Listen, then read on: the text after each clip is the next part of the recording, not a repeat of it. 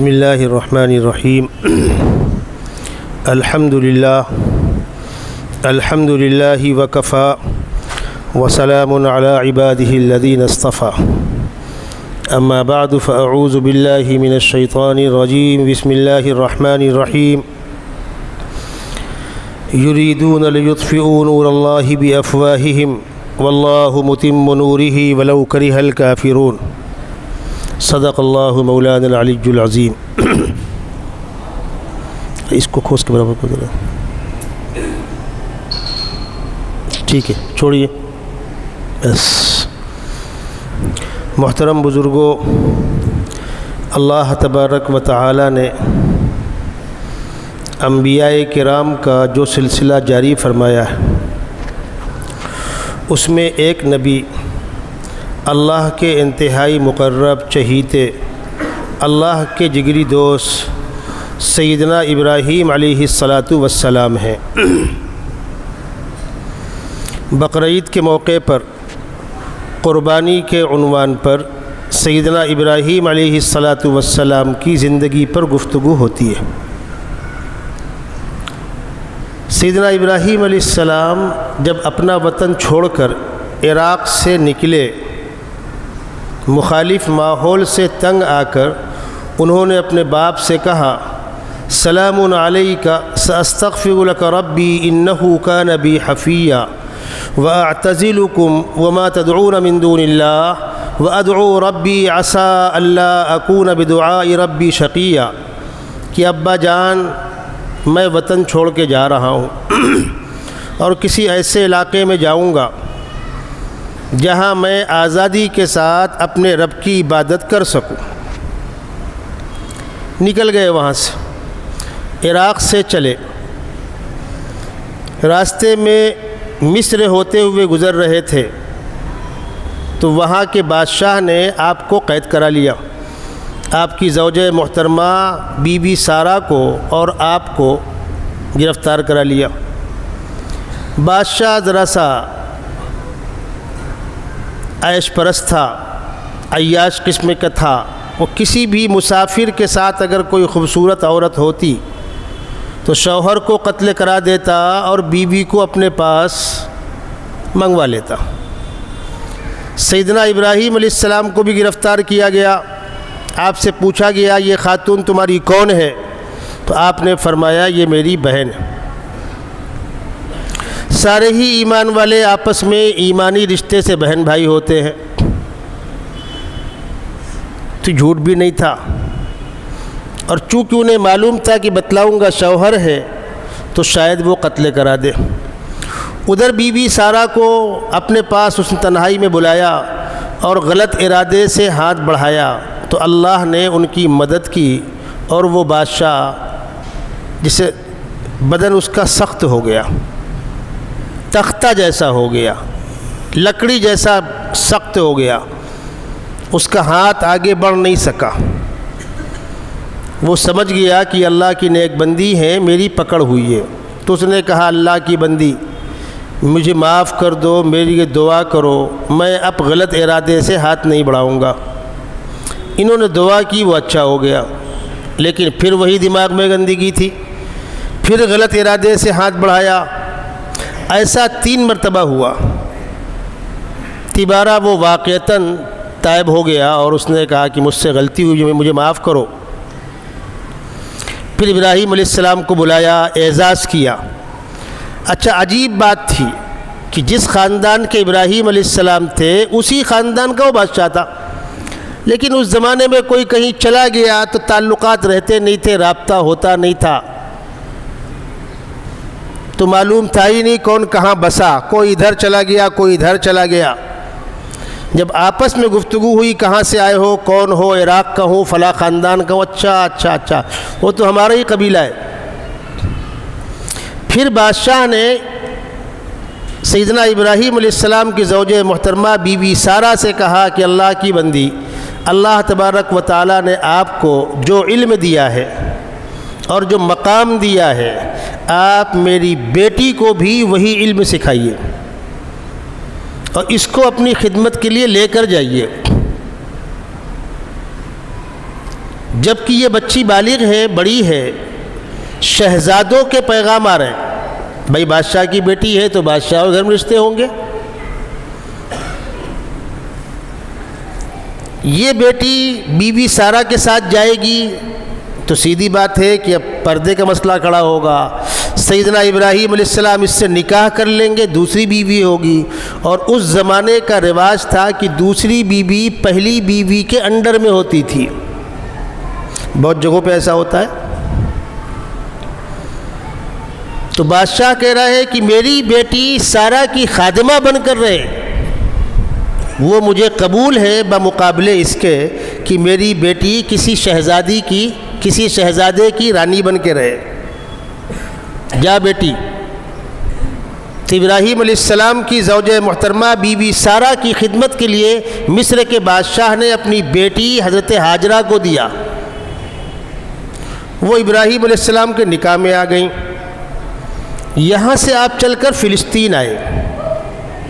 فلسطین پہلے سے آباد تھا، یہ بات اچھی طرح آپ کے ذہن میں رہے، اس خاندان سے آبادی شروع نہیں ہو رہی ہے، وہاں قبائل تھے۔ اور جس طریقے سے خانہ کعبہ دنیا کے ایک بڑے طبقے کی عقیدت اور محبتوں کا مرکز ہے، ایسے ہی بیت المقدس اور فلسطین روز اول سے انبیاء کرام کی آمد کی وجہ سے، بہت سے انبیاء کرام کی پیدائش کی وجہ سے، وہ بھی لوگوں کی محبت و عقیدت کا مرکز تھا۔ فلسطین آ گئے۔ بیوی ہاجرہ کو بچہ ہوا۔ خداوند قدوس نے حکم دیا کہ اپنی اس بیوی اور بچے کو لے جاؤ اور دوسرے مقام پر چھوڑ کر آؤ۔ فرشتہ ساتھ میں ہے، چلے جا رہے ہیں۔ وہ مقام آیا جس کو مکہ کہتے ہیں۔ فرشتے نے کہا یہاں پر اپنی بیوی بچے کو چھوڑ دو۔ خانہ کعبہ جہاں پر ہے چاروں طرف پہاڑ ہے، اب تو پہاڑ توڑ رہے ہیں، بلڈنگیں بن رہی ہیں، یہ نشیبی علاقہ ہے۔ وہاں پر حکم ہوا کہ اپنی بیوی بچے کو چھوڑ دو، تھوڑی سی کھجوریں، تھوڑا سا پانی دے کر کے لوٹے۔ تو بیوی نے پوچھا کہاں جا رہے ہیں؟ جنگل ہے نا بھائی۔ آپ نے کوئی جواب نہیں دیا۔ بیوی نے پوچھا کیا اللہ نے آپ کو اس کا حکم دیا ہے؟ گردن سے اشارہ کیا ہاں۔ فرمایا ٹھیک ہے جائیے، ہم بھی اللہ کے فیصلے پر راضی ہیں، اذن لا یضیعنا، تب تو اللہ ہم کو ضائع نہیں کرے گا۔ چلے گئے۔ اب یہاں کیا تھا؟ تھوڑی سی کھجوریں، تھوڑا سا پانی۔ چند دنوں کے بعد کھجوریں بھی ختم، پانی بھی ختم، سینے میں دودھ، پیٹ میں غذا نہیں، سینے میں دودھ نہیں، بچہ بے قرار ہے، بچہ رو رہا ہے۔ اس بچے کی بے قراری سے ماں بے تاب ہو گئی۔ جائے تو کہا جائے، کس سے کہیں؟ کوئی تو نہیں ہے۔ بچے کو ایک جگہ پلٹا دیا، سامنے کی پہاڑی، صفا پہاڑی پر چڑھیں۔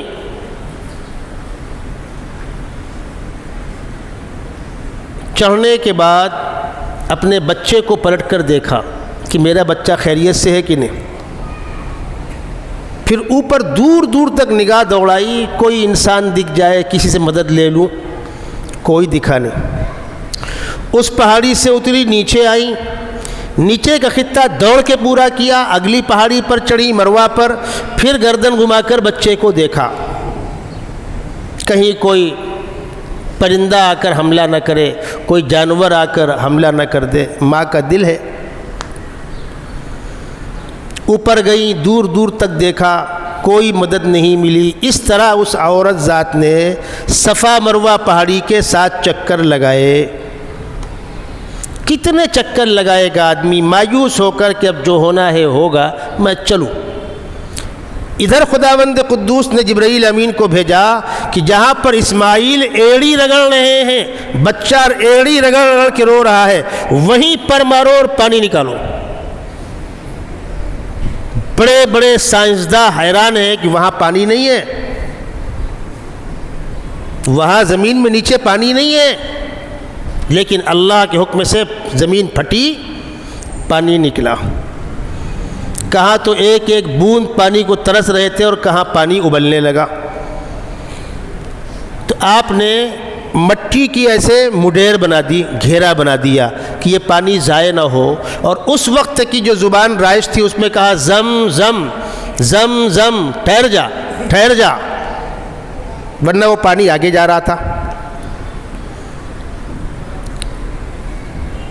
اس زمانے میں راستے نہیں تھے، انسان انداز چلتا تھا، ادھر جانا ہے، کہیں پہاڑی، کہیں ندی، کہیں گڈھے، جنگل جھاڑی، راستے بناتا کون؟ آبادیاں دور دور آبادیاں نہیں تھیں، جنگل میں مسافر کو پانی کی ضرورت پڑتی تھی۔ اس زمانے کے لوگ چلتے کیسے تھے؟ ستاروں سے ان کو اشارے ملتے تھے، ستارے ایک عرصے تک مسافروں کے لیے راستے پہچاننے کا ذریعہ تھا۔ قرآن نے کہا وَهُوَ الَّذِي جَعَلَ لَكُمُ النُّجُومَ لِتَهْتَدُوا بِهَا، ستارے بنائے ہیں تاکہ تم اس کو گائیڈ بنا کر اندازہ کر سکو ہم کدھر جا رہے ہیں۔ زمین میں آپ چل رہے ہیں تو اندازہ ہے کہ یہ پہاڑ ہے، یہ ہے، اور دریا میں بھی بمبئی کے سمندر میں آپ 5 میل اندر نکل جائیے، سمجھ میں آیا کہاں جا رہے ہیں، کدھر جا رہے ہیں۔ لِتَهْتَدُوا بِهَا فِي ظُلُمَاتِ الْبَرِّ وَالْبَحْرِ، خشکی میں بھی وہ گائیڈ کرتے ہیں اور پانی کے اندر بھی وہ گائیڈ کرتے ہیں، دریائی نظام میں ستارے گائیڈ کرتے ہیں۔ اس زمانے کے مسافروں کی اپنی کچھ پہچانیں تھیں جس بنیاد پر وہ فیصلہ کرتے تھے کہاں جانا ہے۔ کوئی سخی آدمی یہ چاہتا تھا کہ پردیسی مسافر میرے یہاں آئیں اور کھائیں، تو کسی پہاڑ پر اوپر وہ آگ جلا دیا کرتا تھا، پہاڑ کی آگ دور سے دکھتی تھی، دھواں اٹھ رہا ہے، کوئی سخی وہاں پر کھانا پکا کر ہم کو کھلانا چاہ رہا ہے۔ تو لوگ جنگل میں پہاڑوں کی آگ دیکھتے تھے۔ اس زمانے کے لوگ کتے کی بولی جانتے تھے، رات کی تاریکی میں سناٹا تھا، کتے کی بولی بولتے تھے۔ اگر 10-20 میل آس پاس کسی آبادی میں کتا ہوگا، انسان تو کتے پالتے تھے جنگل میں، تو کتا کتے کی آواز سن کر بولے گا، اس کا مطلب وہاں کوئی آبادی ہے۔ پرندے پانی دیکھ کر ادھر کا رخ کرتے تھے، اوپر اڑ رہے، جدھر پانی ہوتا تھا ادھر پرندے رخ کرتے تھے، یہ چلا وہ چلا وہ چلا، تو لوگ پرندوں کو دیکھتے تھے۔ یہ علامتیں تھیں پانی ہونے کی، آبادی ہونے کی۔ جب یہاں زمزم کا پانی نکل آیا تو پرندوں نے رخ کیا، پرندوں کو دیکھ کر قافلوں نے رخ کیا۔ ایک قافلہ وہاں آیا، قبیلہ بنی جرہم، انہوں نے دیکھا کہ ایک شریف خاتون ہے، بچہ ہے اور کوئی نہیں ہے، اور پانی ہے، اس پہاڑی علاقے میں پانی ہے۔ تو انہوں نے اجازت چاہی کہ اگر آپ کی اجازت ہو تو ہم لوگ یہاں خیمہ لگا لو۔ بہرحال وہ آبادی آہستہ آہستہ بڑھتی گئی۔ سیدنا ابراہیم علیہ السلام فلسطین سے مکے آتے تھے، فرشتہ سواری لے کر آتا تھا، بیٹھ کر آتے تھے، پہنچ جاتے تھے، 2 دن 4 دن 10 دن رہے، پھر چلے گئے۔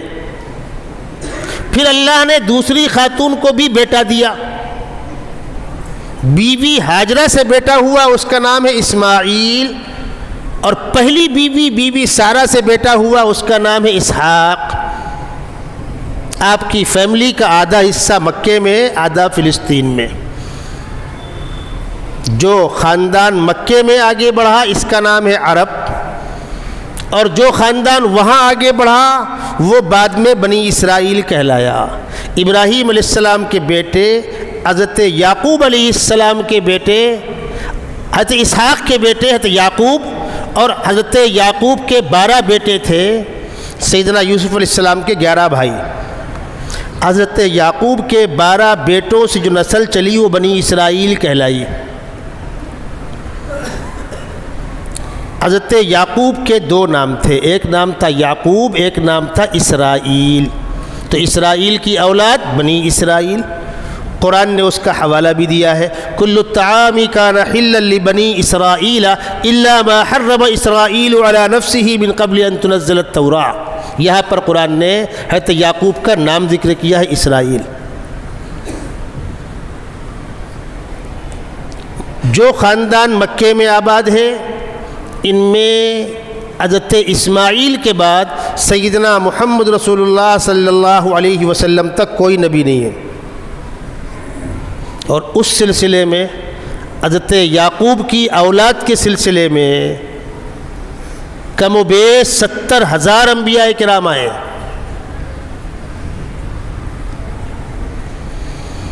سیدنا ابراہیم علیہ السلام کا یہ خاندان جو مکے میں ہے، یہ بیٹا جو مکے میں ہے، اس خاندان کے ساتھ بہت سے واقعات وابستہ ہیں جو حج میں بطور ارکان کے لازمی قرار دے دیے گئے۔ جس طرح جب یہ بیٹا تھوڑا بڑا ہو گیا، جب بچہ بہت چھوٹا ہوتا ہے تو پیشاب پخانہ کر دیتا ہے، معلوم نہیں پڑتا ہے، اس وقت تو ماں کی ہی خدمت ہوتی ہے، باپ کے بس کا نہیں ہے۔ وہ ایک ماں کا دل ہے کہ بچے کو گود میں لیے ہوئے اس نے پیشاب کر دیا، پخانہ کر دیا، محبت سے صاف کرتی ہے، کوئی ناگواری نہیں ہے۔ بچہ سو رہا ہے، رونے لگا، اٹھ کے اس کو پیار کیا، چمکارا، دودھ پلایا، خاموش کیا، سلایا۔ شوہر صاحب کی ناک بھون چڑھتی ہے، سلاؤ اس کو، چپ کرو اس کو، رات میں جاگتا ہے، کم وقت نیند خراب کرتا ہے میری۔ یہ تمہارا ہی بیٹا ہے نا۔ یہ جو پیار ماں دیتی ہے، بے لوث خدمت ماں کی، اس خدمت کا صدقہ ہے۔ پیٹ کے اندر بچہ رہا، تکلیفیں ماں نے برداشت کی، پیدائش کی تکلیفیں ماں نے برداشت کی، اور چھوٹی عمر کی خدمت ماں نے کی۔ اسی بنیاد پر باپ کے مقابلے میں اولاد کے لیے ماں کا درجہ زیادہ بلند ہے۔ باپ جنت کا دروازہ ہے اور ماں کے قدموں کے نیچے جنت ہے۔ شوہر بیوی کا مسئلہ الگ ہے، شوہر منتظم ہے، وہ گھر کا رکھوالا ہے، لیکن گھر کے اندر جو حکومت چلے گی وہاں ماں کا مقام باپ سے بلند ہے۔ اور دنیا میں اس سے زیادہ پیار بھرا کوئی لب و لہجہ نہیں ہے جو اماں کے اندر ہے، اس سے بڑا محبت کا کوئی رشتہ نہیں ہے جو ماں کے اندر ہے۔ لفظ ماں تاریخ میں اپنا ایک مخصوص مقام رکھتی ہے، اور جو فضائل ماں کے بتلائے گئے ہیں وہ دنیا میں کسی کے نہیں ہے۔ اللہ رسول کے بعد سب سے اونچا مقام والدین کا، اور والدین میں ماں کا مقام باپ سے بلند۔ جب بچہ چھوٹا ہوتا ہے تو باپ اس کو باہر لے کے نہیں آتا، لیکن جب بچہ باپ کے ساتھ باہر چلنے کے لائق ہو جائے، جیسے آج کے دور میں آپ کے ساتھ بائک میں آگے بیٹھنے کے لائق ہو جائے تو آپ بھی شوق کرتے ہیں اس کو آگے لے کر بیٹھنے کا۔ اس زمانے میں بیٹا باپ کے ساتھ انگلی پکڑ کے چلنے کے لائق ہو جائے اور تیز چلنے کے لائق ہو جائے تو اب باپ کی محبت بیٹے کے ساتھ جڑ جاتی ہے۔ جب اسماعیل علیہ السلام اس عمر کو پہنچے کہ اپنے باپ کے ساتھ وہ تیزی کے ساتھ چل سکے، جب محبت زیادہ ہو گئی، قرآن کہتا ہے فلما بلغ معه السعی، جب بیٹا باپ کے ساتھ تیزی کے ساتھ چلنے کے لائق ہو گیا تو ابراہیم علیہ السلام نے بیٹے سے کہا کہ بیٹا میں چند دنوں سے 3 دن سے مسلسل خواب ان کو دکھ رہا تھا، میں چند دنوں سے خواب دیکھ رہا ہوں کہ میں تم کو ذبح کر رہا ہوں۔ یا بنی انی ارا فی المنام انی اذبحک فانظر ماذا تری، تو بیٹا تم سوچ کر بتلاؤ تمہاری کیا رائے ہے۔ بیٹا بھی تو ابراہیم کا بیٹا تھا، بیٹے نے کہا ابا اگر اللہ کی مرضی یہی ہے کہ میں ذبح ہو جاؤں تو بسم اللہ، یا ابت افعل ما تؤمر، جو حکم ہوتا ہے اس کو آپ کر ڈالیے، ستجدنی انشاءاللہ من الصابرین، میں آپ کو سپورٹ کروں گا، صبر کروں گا، کوئی شکوہ شکایت نہیں کروں گا۔ طے ہو گیا۔ ماں کو بھی اطلاع ہو گئی، ماں نے بھی کچھ نہیں کہا، ٹھیک ہے اللہ کی مرضی۔ ابراہیم علیہ السلام بیٹے کو لے کر اپنے خیمے سے نکلے اور جنگل کی طرف چلے۔ مکے سے جنگل اس وقت منی تھا۔ ابلیس کو پیٹ میں درد ہوا، یہ کیا ہونے جا رہا ہے بھائی؟ وہ پہلے گیا زوجہ محترمہ کے پاس، حضرت ہاجرہ کے پاس، ابراہیم کہاں ہیں؟ وہ باہر گئے ہیں۔ بیٹا کہاں ہے؟ بیٹے کو لے کر گئے ہیں۔ خیریت؟ ہاں وہ اللہ کا حکم ہوا ہے کہ بیٹے کو ذبح کر دو، تو بیٹے کو ذبح کرنے نکلے۔ ارے بڑھاپے کی اولاد، بڑھاپے کا سہارا ابراہیم کو نہیں پڑی ہے تو کم سے کم تم تو کچھ بولتی، کہیں بیٹے کو ذبح کرتے؟ انہوں نے کہا جا کے ان سے ہی بات کرو۔ وہ آیا ابراہیم علیہ السلام کے سامنے، ایک بڑی عمر کے بزرگ کی شکل میں سامنے آیا۔ ابراہیم خیریت؟ ہاں اللہ نے حکم دیا ہے بیٹے کو ذبح کر دو، تو میں بیٹے کو ذبح کرنے آ رہا ہوں۔ ارے ابراہیم سمجھ کا فرق ہوگا، خواب اچھے برے ہوتے ہیں، ایسا ہے ویسا ہے۔ تو پورا میدان جو ہے وہ کنکریلا، آج بھی کنکریاں ہیں وہاں، آپ نے زمین سے پتھر اٹھائے کنکریاں اور پھینک کے اس کو مارا، بھاگ مردود، جو اللہ کے حکم سے روکے وہ ابلیس ہی ہوگا۔ وہ بھاگا، پھر آگے بڑھے، پھر آیا، پھر بہکایا، پھر مارا۔ 3 مقامات پر آپ نے ابلیس کو کنکریاں ماری ہیں۔ دادی ہاجرہ صفا مروہ پہاڑی پر دوڑی ہیں، حاجیوں کے حج میں اس کو لازمی رکن قرار دے دیا گیا۔ ابراہیم علیہ السلام کو ابلیس بہکا رہا ہے، آپ کنکریاں مار رہے ہیں۔ سوچئے، غور کیجئے، بیٹے کو باپ ذبح کرنے جا رہا ہے اور جو سمجھا رہا ہے اس کو کنکریاں پھینک کے ماری جا رہی ہیں۔ کیا مقام تھا محبت کا! خداوند قدوس نے اس عمل کو حاجیوں کے حج میں لازمی قرار دے دیا۔ منا کا وقوف لازمی ہے، کنکریاں لازمی ہے۔ اور جس وقت حاجی کنکری مارتا ہے، دعا پڑھتا ہے اللہ کی رضا کے لیے، ابلیس شیطان کی رسوائی کے لیے، رجمن للشیطان ورزا للرحمن، شیطان کی رسوائی کے لیے اور اللہ کی رضا کے لیے۔ حدیث شریف میں آتا ہے ان 3 دنوں میں جو ابلیس کو کنکریاں ماری جاتی ہیں وہ ابلیس کو لگتی ہے، وہ رسوا ہوتا ہے، اور جو کنکریاں اللہ کے ہاں قبول ہو جاتی ہیں وہ اٹھا لی جاتی ہیں، اتنی کنکریاں وہاں بچتی نہیں ہیں۔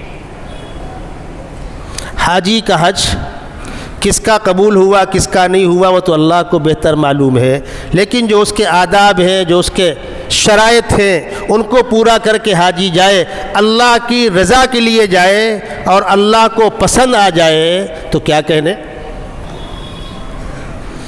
ابراہیم علیہ السلام کی یہ فیملی جو مکے میں رہی وہ بھی آپ کا ہی خاندان ہے، اور جو فیملی فلسطین میں رہی وہ بھی آپ کا خاندان ہے۔ سیدنا یعقوب علیہ السلام کی اولاد میں 12 بیٹوں سے 12 خاندان چلے، انبیاء کرام آئے، سیدنا موسیٰ علیہ السلام ہے، سیدنا سلیمان، داؤد علیہ السلام ہے، سلیمان علیہ السلام ہے، ایک لمبی فہرست ہے انبیاء کرام کی، سیدنا عیسیٰ علیہ السلام تک۔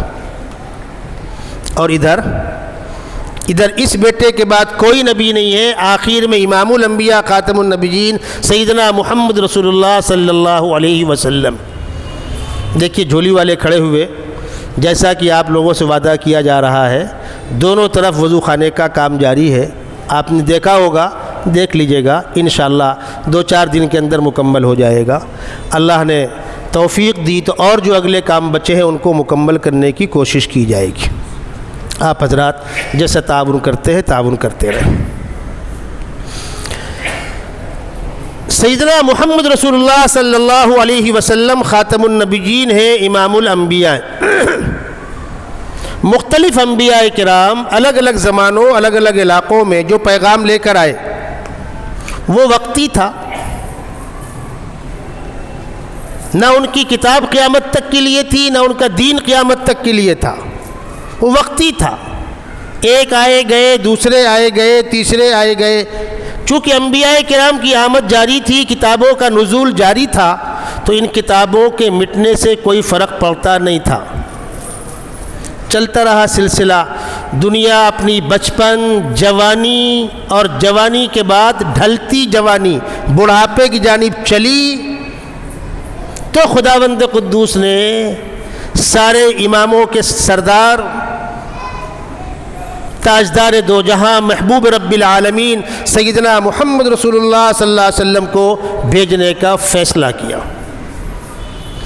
اور آپ کو بتلا دوں، جس طرح تاروں سے لوگ راستے پہچانتے تھے، ایسا ہی دنیا کے نظام میں تبدیلیاں ہوتی ہیں۔ جب سورج نکلتا ہے اس وقت کچھ شعاعیں ظاہر ہوتی ہیں، جب سورج ڈوبتا ہے اس وقت کی علامتیں ہوتی ہیں، تاروں کے نکلنے اور ڈوبنے کی علامتیں ہوتی ہیں۔ باقاعدہ ایک فن ہے، فن فلکیات۔ جو لوگ اس کے ماہر ہوتے ہیں انہیں اندازہ ہوتا ہے کہ کوئی بڑی تبدیلی ہونے والی ہے، کوئی بڑی تبدیلی ہونے والی ہے۔ اور جو اہل دل ہوتے ہیں، صاحب کشف ہوتے ہیں، ان کو بھی اندازہ ہوتا ہے کہ کوئی بڑی تبدیلی ہونے والی۔ ایک آدھ واقعات سنا دوں، اس موضوع پر زیادہ بولنا مناسب نہیں ہوتا ہے، لیکن ایک آدھ واقعات سناؤں تو آپ کو اندازہ ہوگا صاحب کشف کس کو کہتے ہیں۔ دارالعلوم دیوبند کے جو فاؤنڈر لوگ ہیں 6 افراد، اس میں مولانا قاسم نانوتوی کے ہی ساتھی ہیں حاجی مولانا یعقوب صاحب، وہ بھی نانوتا کے ہیں۔ عجیب لوگ تھے، سبحان اللہ، آج سن کر حالات سن کے یقین نہیں آتا۔ وہ مجذوب قسم کے آدمی تھے، خاموش بیٹھے رہا کرتے تھے۔ لکھنے والوں نے لکھا کہ ان کا داماد ملنے آیا، السلام علیکم، وعلیکم السلام، کون ہیں آپ؟ سسر صاحب داماد سے پوچھ رہے ہیں کون ہیں آپ؟ داماد بھی جانتا ہے کہ یہ گم ہے، میں فلاں ہوں۔ اچھا ٹھیک ہے۔ حضرت مولانا یونس صاحب شیخ الحدیث سہارنپور کے، ان پر بھی کبھی کبھی کیفیت طاری ہوتی تھی، میں نے خود دیکھا ہے وہ حالات کا، میں خود عینی دیکھنے والا ہوں، میں وہ حالات یہاں نہیں سناؤں گا آپ کو۔ مولانا یعقوب صاحب مجذوب قسم کے آدمی تھے، خاموش مزاج۔ انگریز دور حکومت ہے، ایک بچے پر مقدمہ چلا قتل کا، بیچارہ بے قصور تھا، ہوتے ہیں ایسے حالات، پھنس جاتا ہے آدمی، اور پھانسی کا فیصلہ ہو گیا۔ عدالتوں کی ساری کارروائی مکمل کر لی گئی، کہیں سے راحت نہیں ملی۔ آئندہ کل پھانسی ہونی ہے، لوگوں نے کہا چلتے ہیں مولانا یعقوب صاحب سے دعا کراتے ہیں۔ آئے، درخواست کی، سن لیا، خاموشی اختیار کی۔ پھر لوگوں نے کہا حضرت دعا فرما دیجئے۔ میں کیا کر سکتا ہوں، میرا اس سے کیا تعلق ہے؟ لیکن جو قریبی لوگ تھے وہ جانتے تھے، حضرت دعا کر دیجئے، حضرت دعا کر دیجئے۔ ایک لوتی اولاد ہے، بے قصور ہے۔ جلال میں آئے اور فرمایا ٹھیک ہے، جاؤ، میں نے اپنے رب سے کہہ دیا۔ تو لوگوں نے کہا حضرت کل ہی پھانسی ہونی ہے۔ اب پھر جلال آیا، ایک جملہ زبان سے نکلا جو تاریخ کے ریکارڈ میں ہے، فرمایا کہہ دیا نا، جاؤ، پھانسی نہیں ہوگی، علاقہ ہمارا ہے۔ کہہ دیا نہ جاؤ، پھانسی نہیں ہوگی، علاقہ ہمارا ہے۔ وہ اس علاقے کے قطب تھے۔ اگلے دن پھانسی کینسل۔ اب کسی کے سمجھ میں نہ آئے تو اپنی عقل کا علاج کرے۔ دنیا کے اندر ایک ٹیم ہے اللہ کی طرف سے متعین ہے، ان کی نگاہ ہوتی ہے حالات پر۔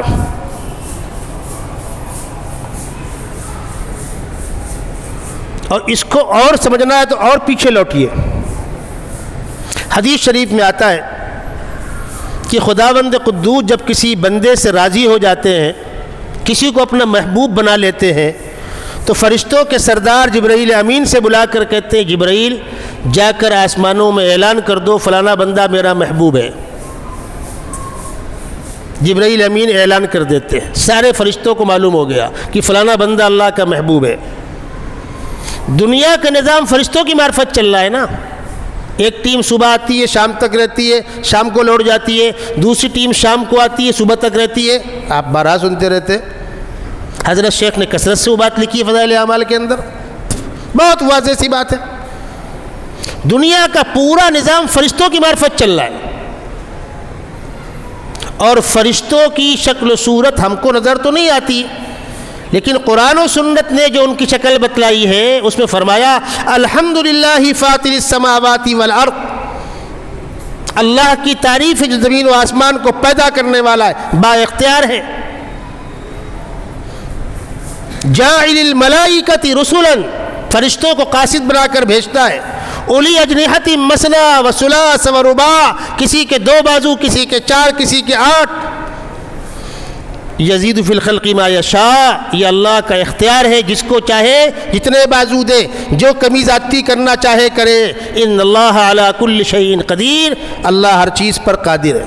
یہاں اشارہ کیا گیا. اور آگے آئیے، فرشتوں کے سردار جبرائیل امین اللہ کے نبی صلی اللہ علیہ وسلم کے پاس آیا کرتے تھے، وہی لے کر آتے تھے. عام طور پر آواز بن کے آتے تھے.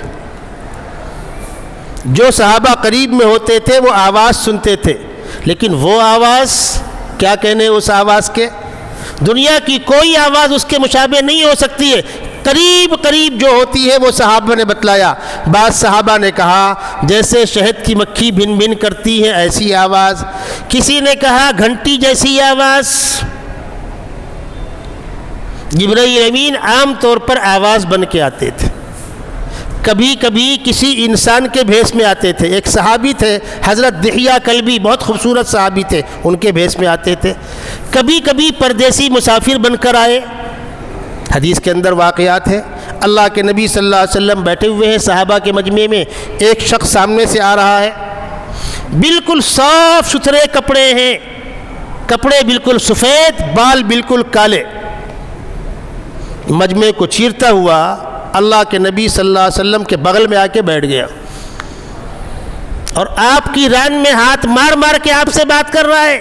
اے محمد یہ بتلاؤ، اے محمد یہ بتلاؤ، اے محمد یہ بتلاؤ. اور آقا صلی اللہ علیہ وسلم مسکرا مسکرا کے بات کر رہے ہیں ان سے. اور جب آپ سوال کا جواب دیتے ہیں تو وہ کہتا ہے مسافر ٹھیک کہا آپ نے، ٹھیک کہا آپ نے. صحابہ پریشان تھے کہ یہ مقامی تو ہے نہیں. کیوں؟ کوئی پہچانتا نہیں اس کو. پردیسی بھی نہیں ہے. کیوں؟ یہ بال کالے کیسے رہ گئے؟ بھائی بند گاڑی میں تو آیا نہیں ہے، چل کر آئے گا، اونٹ پر بیٹھ کے آئے گا، گھوڑے پر آئے گا، پیدل آئے گا. ریتیلی زمینیں ہیں، بال بھورے ہو جائیں گے، کپڑے مٹیالے ہو جائیں گے، لیکن کپڑے وائٹ اینڈ وائٹ. شدید بیاض الثیاب شدید سواد الشعر لا یری علی اثر السفر ولا یعرفه منا احد. صحابہ کہتے ہیں سفر کی کوئی نشانی اس کے اوپر نہیں ہے. اس کا مطلب پردیسی نہیں ہے. ولا یعرفه منا احد، ہم میں کوئی پہچانتا نہیں ہے، اس کا مطلب مقامی نہیں ہے. تو پھر ہے کیا مصیبت؟ جب وہ مسافر چلا گیا تو آپ نے صحابہ سے مسکرا کے پوچھا پہچانا؟ صحابہ نے کہا نہیں. فرمایا ان ھذا جبرائیل اتاکم یعلمکم دینکم، یہ جبرائیل امین تھے. تب صحابہ کو اندازہ اچھا اتنی بے تکلفی کیوں ہے.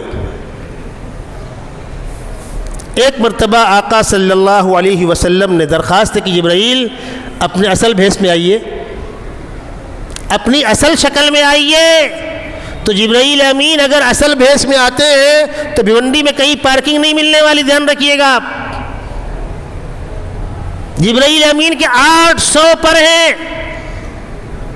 وہ فرشتوں کے سردار ہیں. 800 بازو ہیں اور ایک ایک بازو اتنا طاقتور ہے کہ ہندوستان میں ایک کنارے سے ماریں گے دیش پلٹ جائے گا. یہ پاور ہے ان کو. تو انہوں نے عرض کیا آبادی کے باہر نکلیے. آبادی کے باہر نکلے، وہ فضا میں آئے اور فضا میں ہی رک گئے. 800 بازو کھول دیے. اللہ کے نبی صلی اللہ علیہ وسلم فرماتے آدھی دنیا ڈھک گئی. یہ ہے فرشتہ. دنیا کا نظام خداوند قدوس نے فرشتوں کے حوالے کیا ہے. فرشتوں کی اصل شکل و صورت سامنے نہیں آتی، کبھی کبھی دکھی. جس طرح جنگ بدر میں فرشتے نازل ہوئے تھے، بعض صحابہ نے فرشتوں کو دیکھا ہے. جو مکے والے بھاگے تھے میدان چھوڑ کر، انہوں نے فرشتوں کو دیکھا تھا. جب ان کو یقین ہو گیا کہ کوئی روحانی طاقت لڑ رہی ہے تو بھاگے وہ.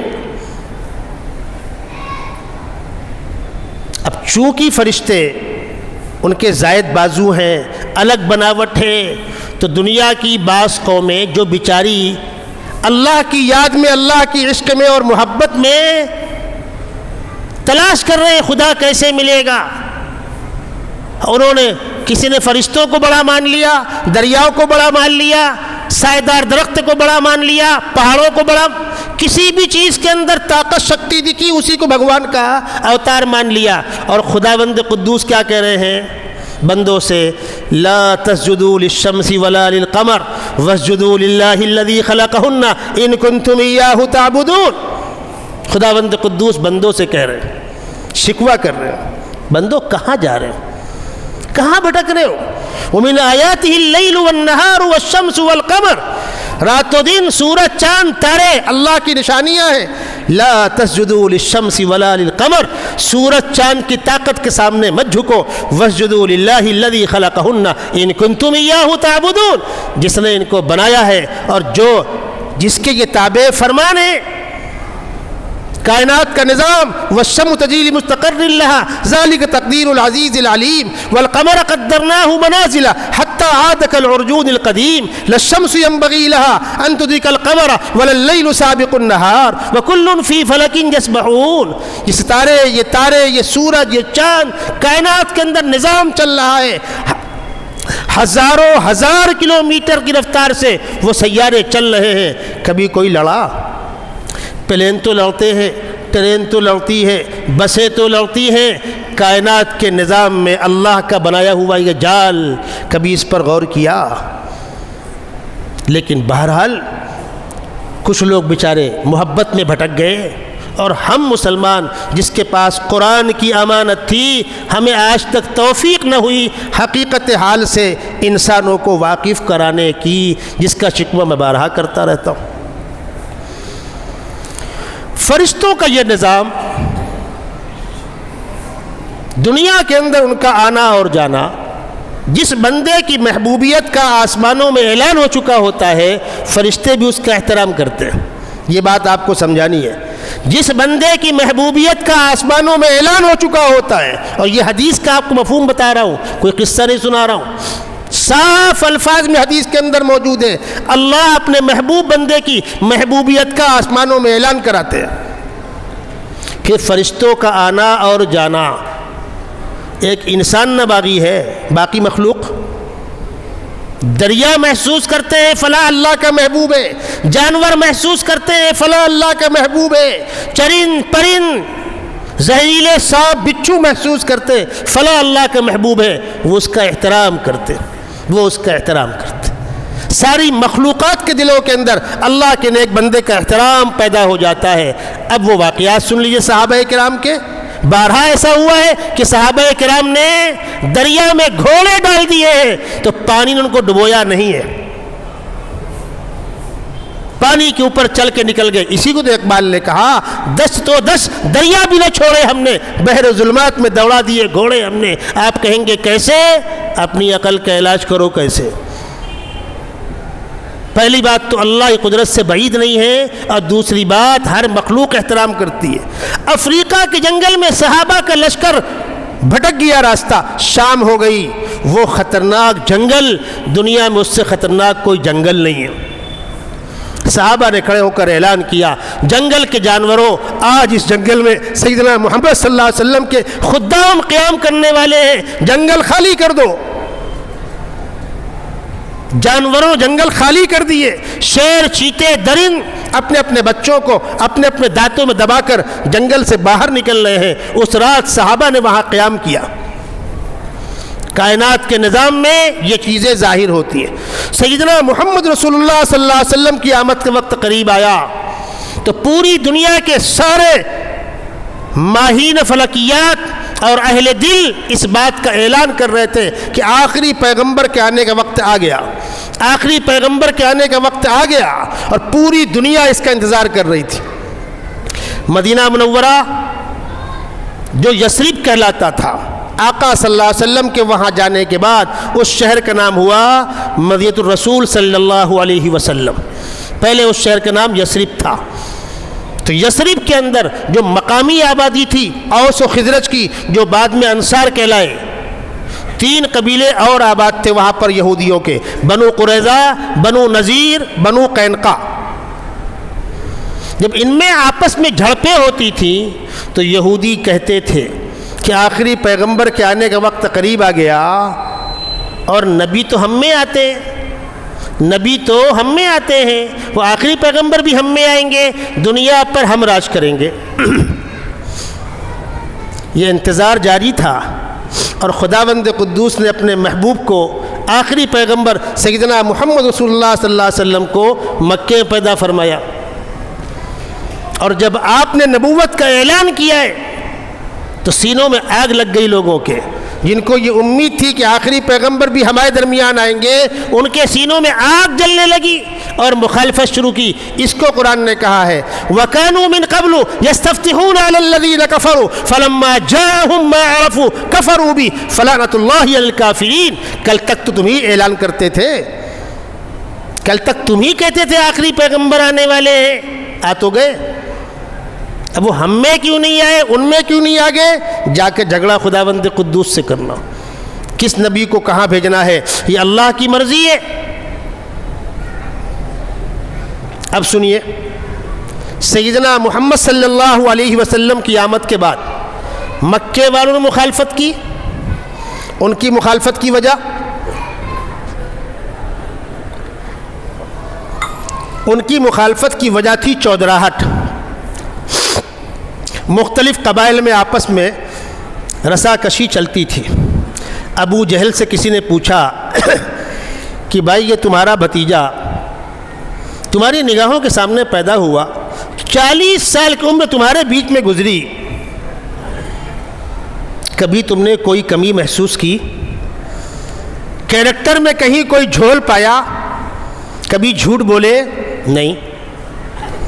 تو پھر اب کیوں مخالفت کرتے ہو؟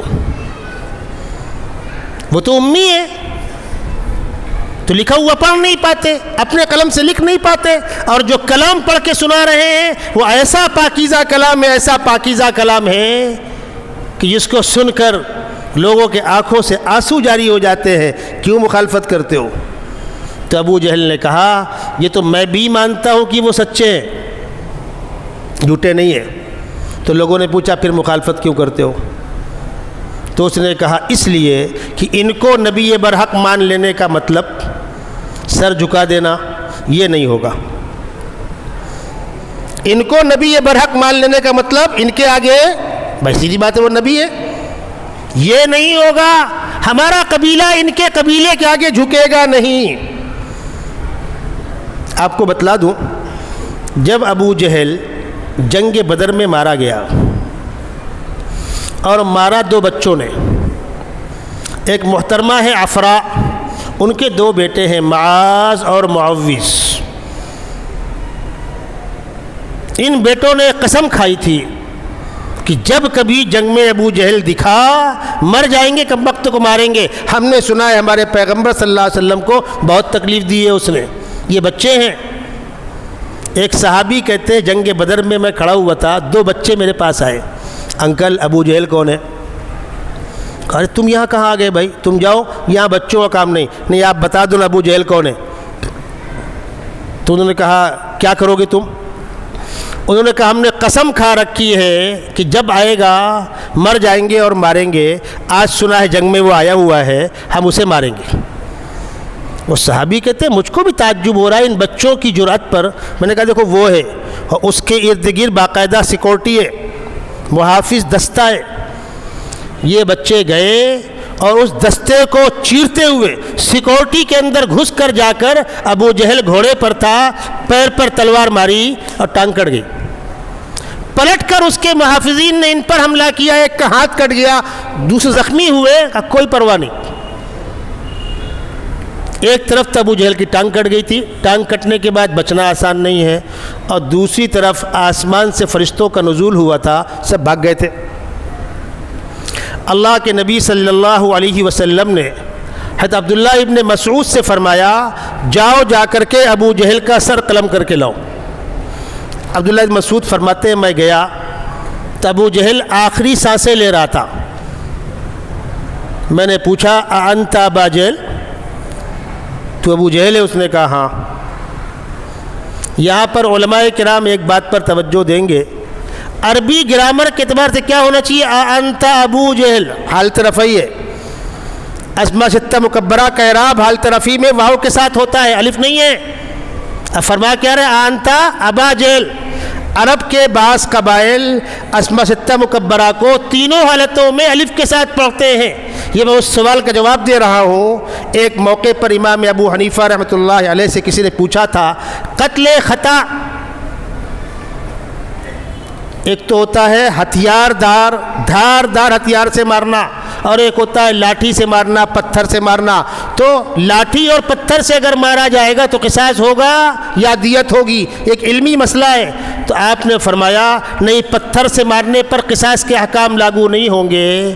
تو پوچھنے والے نے پوچھا پتھر بڑا ہو تو فرمایا ولو بجبل ابا قبیس، امام ابو حنیفہ کا جملہ ہے، ولو بجبل ابا قبیس، گرچہ ابو قبیس پہاڑ اٹھا کر کیوں نہ اس پر پٹک دے۔ تو بات جاہل کہتے ہیں ابو حنیفہ کو نو نہیں آتی تھی، اپنی عقل کا علاج کرو۔ عبداللہ بن مسعود کیا فرما رہے ہیں؟ انت ابا جہل، ہونا چاہیے ابو جہل، بول کیا رہے ابا جہل۔ عرب میں بعض قبائل لفظ اب یا اس قسم کے الفاظ کو الف کے ساتھ ہی پڑھتے تھے۔ بہرحال پوچھا تو ابو جہل ہے؟ اس نے کہا ہاں۔ کیا کرنے آئے ہو؟ تمہاری گردن اتارنے آیا ہوں۔ تو اس نے کہا دیکھو گردن بعد میں کاٹنا، میری بات سن لو۔ بول جنگ کا کیا ہوا؟ ابو جہل پوچھتا ہے جنگ کا کیا ہوا؟ تو انہوں نے کہا کہ تجھ کو اندازہ نہیں ہو رہا ہے کیا ہوا؟ کہا اندازہ تو ہو رہا ہے کہ میری قوم بھاگ گئی چھوڑ کے مجھ کو، اس کا مطلب شکست کھا گئی، مجھ کو ہی چھوڑ کے بھاگ گئے، اٹھا کے لے گئے ہوتے۔ فرمایا ہاں الحمدللہ خداوند قدوس نے اپنے محبوب کو فتح دلائی اور تیرا منہ کالا ہوا۔ اس نے کہا سنو، نعوذ باللہ وہ الفاظ زبان میں لاتے ہوئے ڈر لگتا ہے۔ اس نے کہا جا کر محمد سے کہہ دینا کہ جتنی نفرت میرے دل میں تیرے لیے مکے میں تھی آج بھی اتنی ہی نفرت ہے۔ اس کو کہتے ہیں ابو جہل۔ جتنی نفرت مکے میں تھی آج بھی اتنی ہی نفرت۔ اور دوسرا کام یہ کرنا کہ میری گردن تھوڑا نیچے سے کاٹنا تاکہ جب سروں کے درمیان سر رکھا جائے تو لگے کسی سردار کا سر ہے۔ اس سرداری کے خمار نے، اس گندگی نے حق کو قبول کرنے کا موقع نہیں دیا۔ تو مکے والے مخالفت کرتے سرداری کی بنیاد پر، اور مدینے کے منافقین اور یہودیوں نے مخالفت کی تھی اس نفرت کی بنیاد پر۔ کیا نبی ہم میں کیوں نہیں آیا، ان میں کیوں آ گیا؟ پھر باقاعدہ پوری پلاننگ کر کے سیدنا محمد رسول اللہ صلی اللہ علیہ وسلم کے خاندان کو کنڈم ثابت کرنے کے لیے تاریخ کے اندر چھیڑ چھاڑ کی گئی ہے۔ میں انشاءاللہ اگلی ملاقات میں اس پر گفتگو کروں گا۔ جو حالات چل رہے ہیں میرے ذہن میں آیا کیوں نہ پوری تاریخ بیان کر دی جائے۔ ایک جمعے میں بیان کر دینے سے، جذبات بھڑکا دینے سے، کوئی جذباتی بیان دے دینے سے کچھ ہونے والا نہیں ہے۔ اللہ تبارک و تعالیٰ پورے عالم کے اندر امن پیدا فرمائے۔ جہاں کہیں ناحق خون ہو رہا ہے اس کو روکے، جہاں زیادتیاں ہو رہی ہیں اس کو روکے۔ ہم کسی ایک کی ون سائڈ حمایت یا مخالفت کرنے کے قائل نہیں ہیں، لیکن دنیا کے کان کھڑے ہوئے ہیں اصل صورتحال کیا ہے، اصل مدعا کیا ہے۔ انشاءاللہ ایک آدھ جمعوں میں یہ پوری تاریخ بتلائی جائے گی کہ اس خطے میں حق کس کا، وہ سرزمین کس کی، ہمارا اس سے کیا رشتہ ہے۔ انشاءاللہ وقت آئے گا، ملاقات ہوگی، بات کی جائے گی۔ کچھ اہم اعلانات ہیں وہ آپ کو سماعت فرمانے ہیں، اور اس کے بعد دارالعلوم دیوبند کے سفیر مولانا سراج صاحب تشریف لائے ہوئے ہیں، وہ انشاءاللہ دارالعلوم کا تعارف پیش کریں گے۔